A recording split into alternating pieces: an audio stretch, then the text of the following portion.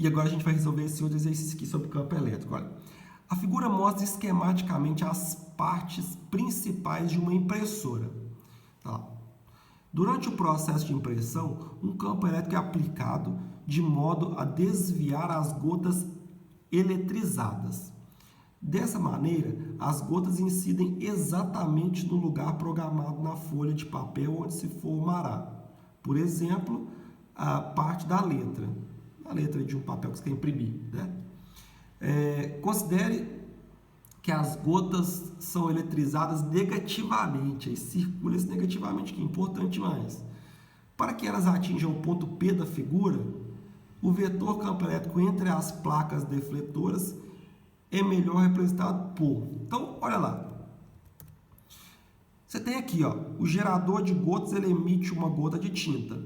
A gota de tinta chega aqui no eletrizador, que vai eletrizar ela negativamente nesse problema nosso, negativamente. E aí, você sabe que ela vai passar por aqui, você tem placas defletoras, são placas eletrizadas, tá? Você não sabe qual é o sinal de carga de cada uma, mas você sabe que elas estão eletrizadas e elas vão desviar, você quer que desvie a gota aqui para cima, para o ponto P, no papel. Esquema de uma impressora ali, a tintas. Bom, para a carga negativa ser desviada para cima, sofrer uma força para cima para chegar no ponto P, óbvio que essa placa tem que estar positivamente carregada para atrair ela. E essa outra vai ter que estar negativamente carregada, certo? Para repelir ela para cima aqui, ó. Bom, a gente sabe que as linhas de campo geradas por uma placa positiva, elas saem da placa positiva e as geradas por uma carga negativa, elas vão entrar na placa negativa. Então, são linhas de campo verticais para baixo, certo? O campo elétrico tem o mesmo sentido das linhas de campo. Então, resposta certa aqui vai ser letra A, adianta. Muito bem, fica para cá esse exercício aqui que é o mesmo esquema, a mesma ideia. E aí a gente vai ver agora sobre campo elétrico no interior de um condutor. Agora a gente não vai falar mais sobre carga pontiforme, vai falar sobre um condutor massivo ali, rígido, de tamanho determinado, certo? Não vai ser pontiforme, pequenininho. Supõe, sei lá, um pedaço de metal, né, que é um condutor. Olha, em um condutor em equilíbrio eletrostático, ou seja, supõe que você eletrizou o condutor e você deixou as cargas se moverem livremente até elas chegarem em equilíbrio, até elas ficarem numa situação de repouso. Em equilíbrio eletrostático, todas as cargas em excesso, elas se distribuem, galera, na superfície externa desse condutor. E assim ocorre o que a gente chama de blindagem eletrostática. Ou seja, o campo elétrico ali no interior de um condutor, ele é nulo. Isso é muito interessante, muito importante. Sempre que você eletrizar um corpo positivamente ou negativamente, se esse corpo for um condutor, as cargas se distribuem na superfície externa desse corpo, de forma que lá no interior o campo elétrico é nulo. A gente chama esse fenômeno de blindagem eletrostática. E aí, isso é muito bacana, olha aqui. Você tem um experimento aqui, um cilindro. Esse cilindro está eletrizado, né? Você tem aqui outra placa eletrizada também. Repara que as linhas saem de um e entram no outro. Então, olha, cheio de linhas de campo aqui em torno deles, né? Sinal que tem campo elétrico aqui fora. Mas lá dentro do condutor, olha, repara, dentro do cilindro não tem linha de campo nenhuma. O que mostra ali que o campo elétrico no interior dele é nulo. Então, se você pegar e colocar qualquer material dentro de um corpo metálico, esse material ele fica ausente de qualquer efeito elétrico. Ele não sofre força elétrica, não sofre efeito elétrico nenhum. Então, isso aí tem uma aplicação como proteção contra raios, por exemplo. Se você tiver dentro do interior de uma caixa metálica, e isso aí já foi bastante experimentado, se estiver no interior de uma caixa metálica e de fora você pegar descargas elétricas ali atingindo essa caixa metálica, você vai estar completamente protegido, porque lá no interior o campo elétrico é nulo, sacou?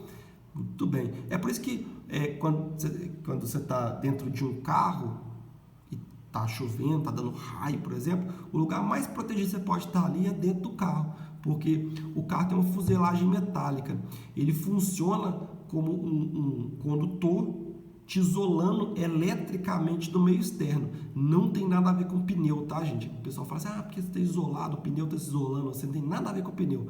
Tem a ver com a blindagem eletrostática do carro, né? Que ele vai funcionar como uma gaiola de Faraday. A gente chama esse mecanismo de gaiola de Faraday. Vamos lá resolver um exercício para exemplificar essa ideia. Bem tranquilo, quando é cobrado em vestibular, é questão de graça sobre essa matéria. Olha, durante uma tempestade, um raio atinge um avião em voo.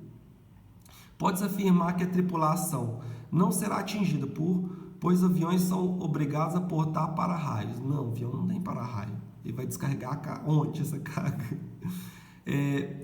Será atingida em virtude da fuselagem metálica. Não, a fuselagem metálica atua como blindagem eletrostática. Será parcialmente atingida? Também não. Não sofrerá dano físico, pois a fuselagem metálica atua como blindagem. Verdade, letra D, resposta certa. Fica de curiosidade aí, pesquisa no Google sobre vídeos em relação a isso. Eu já vi vídeo de raio caindo assim, encontrando o avião e não acontece nada por causa do avião ter ele é um condutor, né? Ele é feito de metal e aí ele atua como blindagem eletrostática ali para o que está dentro dele. Muito bacana. Olha, uma esfera condutora carregada, gente, uma esfera condutora carregada, as cargas se distribuem, né, na parte externa dela e lá dentro o campo elétrico é nulo. Então, se a gente traçar um gráfico de campo em função da distância, pegando a distância desde o início, lá do centro da esfera, até um ponto externo, no centro até a superfície dela, o campo vai ser nulo. Uma esfera de raio Rzão, por exemplo, né?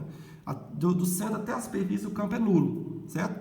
E aí, a partir da parte externa da superfície até qualquer distância, essa esfera aqui, ela comporta-se como se fosse um corpo pontiforme eletrizado. Ou seja, a gente pode usar aquela equação para medir o campo elétrico, ela carga, constante Coulomb vezes a carga dividido pela distância da carga, do centro da carga até o ponto que a gente está analisando, ao quadrado, né? Então, a gente pode usar aquela equação que a gente desenvolveu para a carga elétrica pontiforme. Então, esferas condutoras elas se comportam como uma carga pontiforme, com toda a carga no centro dessa mesma esfera, certo? Vamos só dar uma passada rápida aqui no que são descargas atmosféricas, ou seja, o que a gente conhece como raio. O raio, gente, ele é basicamente um fluxo de cargas elétricas. São cargas que estão fluindo ali, ou da nuvem para a Terra, ou da Terra para a nuvem, ou entre nuvens também pode acontecer descargas elétricas, tá? Isso acontece quando as nuvens estão muito carregadas, eletricamente muito carregadas, porque o ar ele é um meio isolante.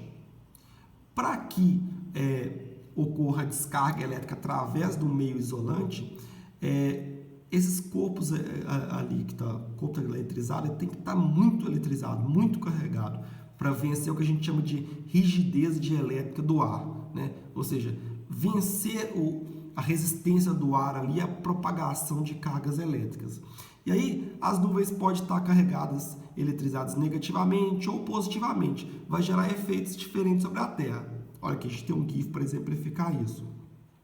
Aqui a gente tem uma nuvem que está eletrizada, né? A parte de baixo da nuvem está eletrizada negativamente.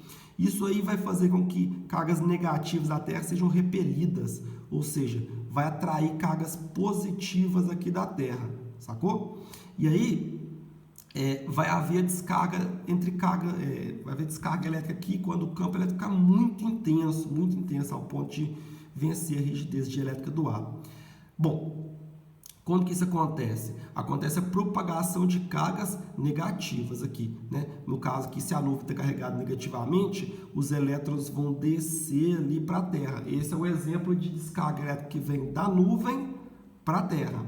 Se fosse o contrário, se aqui tivesse carregado positivamente, aqui ia atrair cargas negativas, e as cargas negativas iam subir, ia ser uma descarga elétrica da Terra para a nuvem, beleza? E ali, essa descarga elétrica ali vai formar esse fenômeno luminoso, tá? Que a gente chama de relâmpago. Vai ter o fenômeno sonoro também, que a gente chama de trovão. e eles compõem, vai superaquecer também, vai ter muita energia dissipada em forma de calor. E aí, esse fenômeno todo a gente chama de raio, certo? O raio é muito mais provável de acontecer quando você tem superfícies finas, tá? Superfícies finas, elas vão acumular mais cargas nela. A gente vai ver isso em uma matéria posterior, que é a próxima, que a gente chama de potencial elétrico, que a gente vê que quando você tem pontas, essas pontas armazenam mais cargas, de forma que o campo elétrico vai ser mais intenso. E é por isso que lugares cumbres, né, colinas, árvores, lugares pontudos, o para-raio ali, ele é uma haste fininha, né, e alta.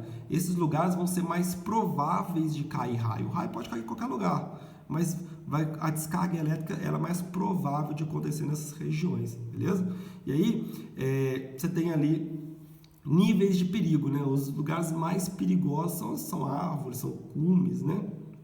Um campo é menos perigoso, mas ainda assim perigoso. Árvores muito perigosas, casas normalmente são mais seguras, carro muito seguro, né? Galpão ali com para-raio muito seguro ali para se proteger do raio. Bom, galera, é isso aí. Isso é tudo sobre campo elétrico, é uma matéria grande, é extenso, tá? E muito obrigado pela paciência, muito obrigado pela aula. Comenta qualquer observação que tiver a fazer e comenta, por favor, vai ser bastante importante para a gente engrandecer aí no nosso conhecimento. E obrigado novamente, desculpe qualquer coisa aí e tamo junto. Até a próxima, onde a gente vai falar sobre potencial elétrico. Valeu!